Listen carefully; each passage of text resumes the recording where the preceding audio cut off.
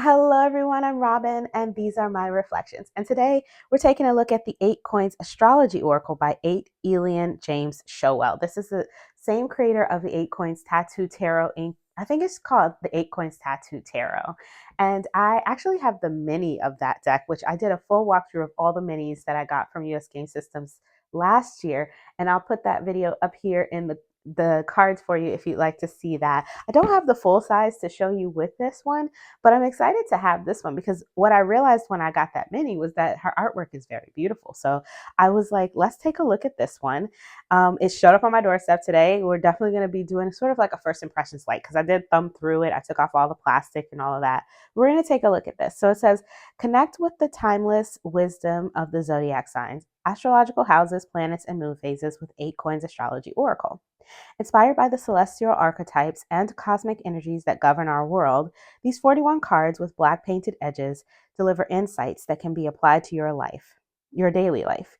Each card's vibrant artwork was channeled through meditation and created using a blend of hand painted and digital techniques by tarot and tattoo artist 8 Elian James Showell. The 132-page guidebook presents full color and large illustrations for each card. So there's the guidebook, and you can see, if you can see the edges, where the white is what you're looking at. So we've got signs, houses, planets, and moons, and you can kind of tell where things are based on the edges here. So here is the table of contents. And in the front, you've just got dedications and spreads and about the artist and about the project. And it tells you here it's a 41 card deck, and it includes hand painted digital artwork, all the same stuff that's on the back of the card. Here from 8 just is their their background and what made them decide to start making divination decks, and all of their inspiration and how they went into meditation to look to come up with the images and stuff like that. You get the label with all the correspondences here: element, the ruling planet, the home, house, and the symbol. And then you get the astrological glyph. This is the full color image of the card that's on the card. And then some information about whatever it is that you're looking at here. We're talking about the sign of Aries, so we get information about that.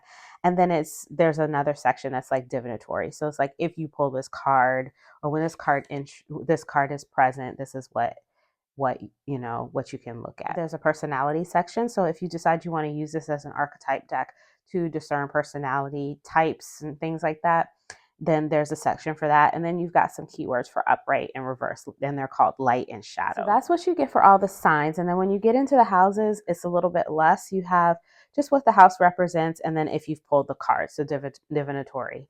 And then so it goes through all 12 houses. When you get into the planets, it's similar. You've got the ruler, and where it's at home, and then some information, and then if you've pulled this card for everyone. And then when you get into the moons, it's the same. So you have the new moon. There's a couple of keywords here: dreaming, resting, and listening. And then the same. So information about the new moon, and then when you pull this card. And that's one of those for all the moon phases. So notes in the back, and that is the guidebook. And we'll take a closer look when we shuffle at the end. So you've got lots of open space for the cards with very slim border at the bottom. For the signs, the astrological signs, you just have the glyph and the name of the sign. So here's Aries, Taurus, and you can see on here the glyph is in the painting as well. There's a Taurus, and then there are some things that sort of harken to what Taurus might represent: earth, beauty, things like that. Gemini, we've got the twins pictured there. For Cancer, you can see the crab claws and things like that. So there are some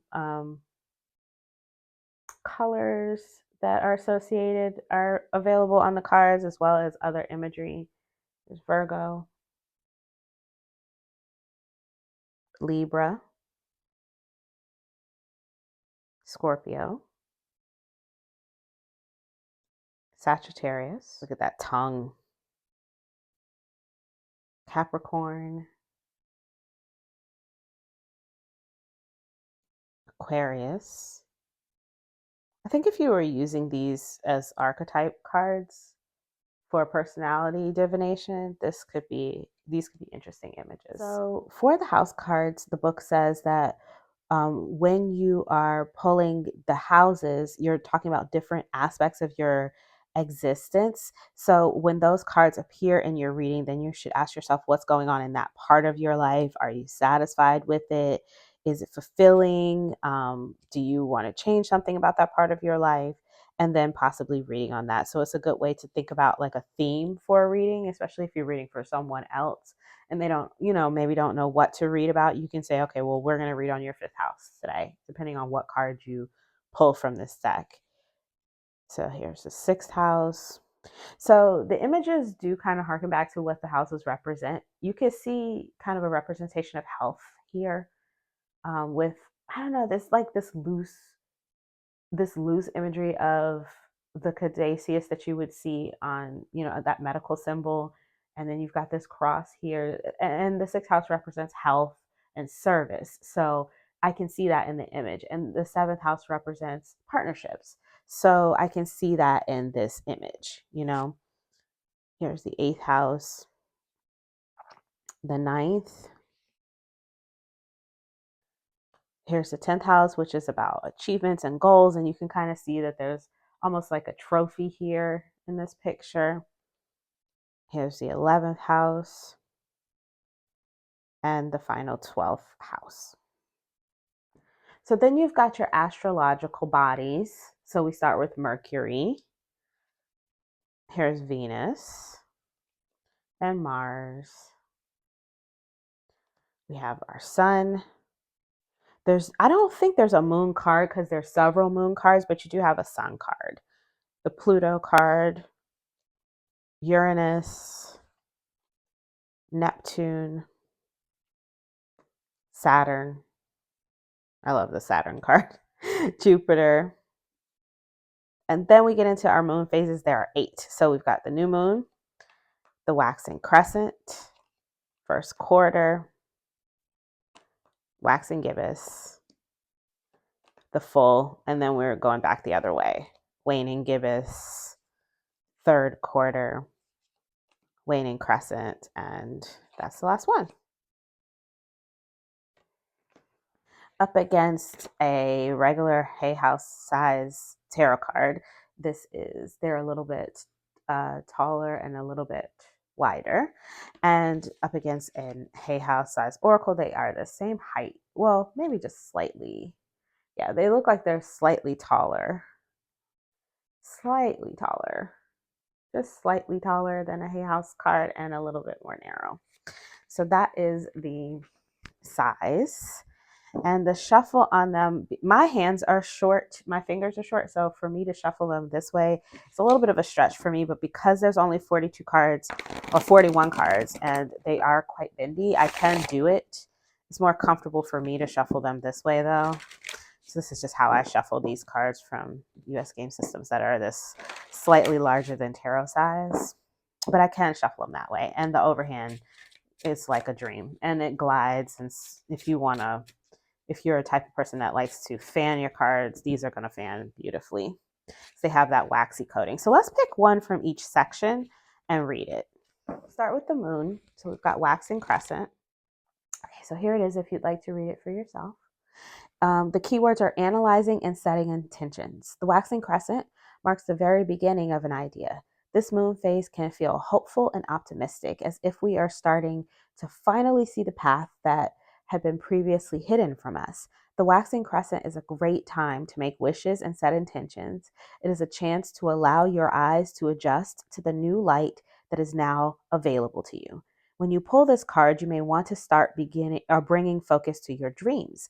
Look around and take inventory of the world you are a part of. Be analytical and take in everything you can. Are you content with the path that you're on, or are you wishing for a change? There's no need to take action just yet. Simply let your eyes adapt to the new light and allow yourself time to adjust to your surroundings. If it feels good, you might begin to imagine what a change would be like. Allow yourself to consider new ideas and potentials. So if you're in that waxing crescent time, this is the energy that you're meant to be harnessing at that time. So if I pull the waxing crescent, then maybe I pull Leo. So let's look at Leo. And so this one's going to have more. So there's the first page. And here's the last 2 pages if you want to take a screenshot. I'm not going to read all of this. I'm just going to read the part that says if you pull this card. It says, if the Leo card has appeared in your reading, it may serve as a reminder to have some fun and allow yourself to shine. Leo energy comes with tremendous creative potential and a spark that can light up a room. Make time in your day to tap into the things that light you up and fill your heart with joy. If you are feeling brave, dive into it, allow your confidence to lead the path, and don't second guess your heart's desire. So here's the 5th house if you'd like to read that one. It says associated with Leo and the sun. Look at that. The 5th house governs our deepest passions, pleasures, and creativity. It rules over our sex lives, our artistic expression, and the ways that we seek and find joy in our lives. The 5th house is a place where we can explore ourselves and appreciate things for their own sake. It is in this house that we can lay down our agendas and experience pleasure in the moment. When this card appears in your reading, it might be time to look with curiosity at ways you are enjoying and experiencing your life. Is it time to start exploring a new creative hobby? Is your sex life giving you the satisfaction you desire? Our lives are not meant to be spent solely on work or in pursuit of status or money. We all need time to experience joy, happiness, and pleasure. And it goes a little bit on. I'm not going to keep going because I want to get to this. I want to get to Jupiter as well. So here is Jupiter. If you'd like to read it for yourself. You can read the whole thing there. I'm just going to read the part down here that says if you pull this card. If you pull this card, big positive growth and change can be coming your way. And if they haven't already, it can feel overwhelming and might not feel good at first glance. But if you look deeper, you will be able to see how these big changes can broaden your world. A happier, more fulfilling life sits on the other side. And so you can kind of get a feel for what the guidebook is doing there. I think if you're willing to use it with the guidebook, there's a lot of good information that you can pull in using this as an archetype deck or a type of deck to guide you through your month, especially for moon readings, especially since you have one for each moon. So you could say, okay, during the waxing crescent, you can pull one of each of these just to get a feel for what you could be leaning into during that time period. Or you could pull one of each of these and then use the tarot. Let me get the tarot deck. So I have this little borderless mini edition of the tattoo 8 coins tattoo tarot. This is by the same creator. So let's just see what we get. So for Leo, I've got the Page of Swords. For the 5th house, ooh, I've got 3 cards here. Very busy on the table. But for Jupiter, I end up with the 4 of Swords. The 5th house, we got the 7 of Coins, the 5 of Cups, and the 3 of Cups, I believe. And then this one is the Page of Swords with Leo. So that's interesting. Cool way to use it as well. Should I pull one on this moon card as well? Let's see. Put it here. No. Put it there? I don't know. So that's how that would look with the mini. I don't know. I feel like it's a little too busy. I think I would want to use something else. Let me see. Let me see what else I have around here. I'm just playing with this now, guys. So y'all can stick around or not. I don't know. I don't know if you guys are going to want to stick around while I play with this, but I'm curious. So I'm just curious. I'm just going to try a couple of things here because I'm just curious to see if I wanted to use this. Because the way I would use this is I would lay these out and then I would want to put a tarot with it, right? But I'm not going to want to use something so busy that I normally, so I want to play with this a little bit. Normally, what I would do with an astrological deck that I was using for placeholders is I would place the tarot card over top. But the artwork is so pretty. I want to see if I can find something that is not going to fight with it. And that way I'm not having to cover it up to be able to concentrate. So let's see. I'm going to try this one. This is the Folklore Tarot by Rowan Ortons. I have a feeling this one is going to be nice because it's not so busy. So if I wanted to use something, yeah, that's much better, right? Because that way it's not getting in the way of the other images, I think. What do you guys think? I want something that's not going to really get in my way or take away from the other images. This one is nice.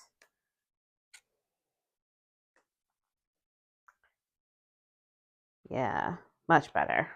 Because that 8 coins borderless, maybe the one with the borders might be better. I don't have that one, but without the borders, it was too much on my table. And then with my background too, I was like, "Ooh."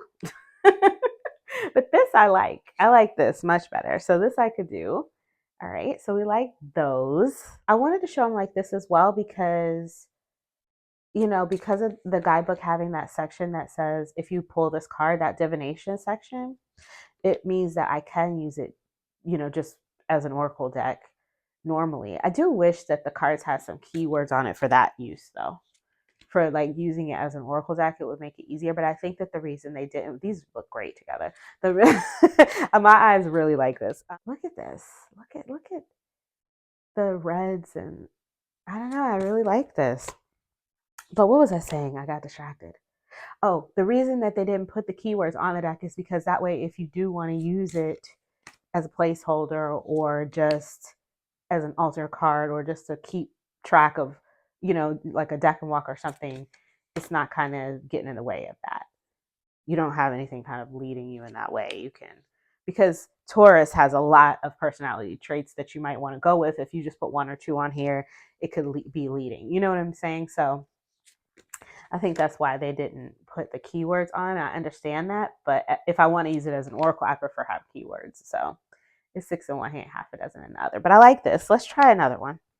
Did I say that that was the Folklore Tarot by Rowan Orkins? I forgot. I don't know if I said it or not, but that's that one. And let's try this one. This is the Starlight Tarot, the gold edition.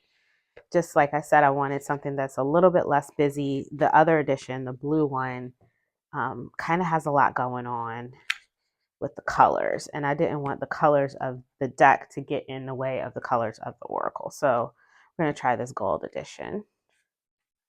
Uh-oh. Oh man, the chaos. The chaos. I just want to flip the cards. Okay, I think I got them. They're slippery. These are slippery, and so are these. And then these were all cattywampus. So I think we're okay now. Let's look at, let's see what we got. So we have the 8 of Cups and the 2 of Pentacles with Libra. I like that balance coming out with Libra. And then this is emotional. And Libras do tend to be a little, I mean, they are air signs, but they do tend to be the more emotional of the air signs. So we've got King of Cups with the 4 of Pentacles and Gemini. Aquarius with the 3 of Cups and Justice.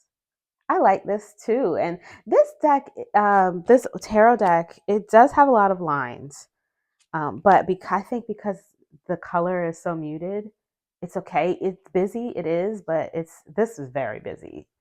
This one, the 11th house with these, but it's still, I think, okay. And my mind is still not overworked by looking at this. You'll have to let me know what you think about this one, this pairing in the comments below. But again, this is the Starlight Tarot, the Gold Edition. If you want to see it laid out in this kind of reading, that's what that would look like on the table. Not bad. It's not terrible. I actually kind of like it. It's busy, but pretty, you know?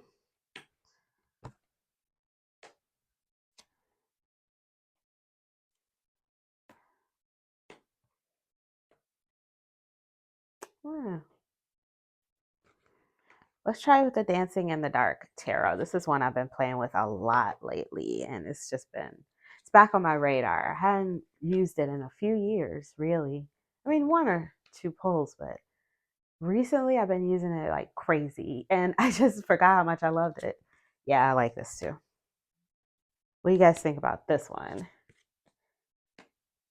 It's a good deck, and it goes with a lot of stuff. I realize that, and it reads really well because the people, they are meant to be people on a stage coming at them in the middle of maybe some sort of scene or theatrical performance, and they feel a little bit like they want to tell a story. And I like this deck a lot, and I think these look beautiful together.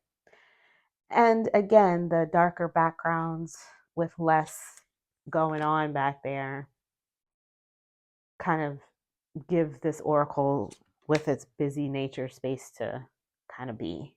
It even looks okay with the moon cards because of the stone looking figures in the deck.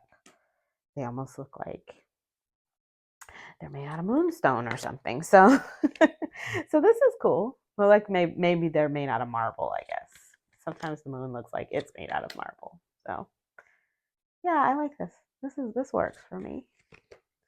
And I have one more here, so we might as well try it. I'm not certain where I put the box for this, but this is the Marseille Vintage Tarot. That's the title. I've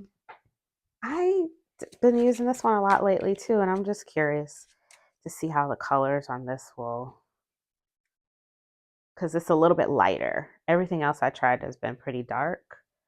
So I wanted to see for something a little lighter, a little bit more muted, how that will look.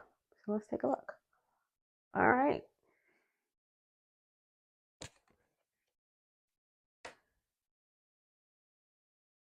Knight of Wands with the World and Aquarius. 11th house. What's the 11th house? Is that career? Let me look. Hang on. I can't remember sometimes. That's why I wish that there were keywords, I think, because it would make it easier for me to use as an oracle. Let me see. Community, friendship, and hope. Okay, community. I can see that in the picture. All right, with the Queen of Cups and the Five of Cups with community. Oh, okay. Sometimes communities can feel a little chaotic, can't they? All right, so the Magician with Justice and Scorpio. And one more. Mars, God of War, with the Nine of Coins and the Nine of Cups. No, this is the Seven of Cups. Seven of Cups and the Nine of Coins. Here we have the Knight of Coins and the Four of Coins with the first house, which is the house of self. And let's do one more.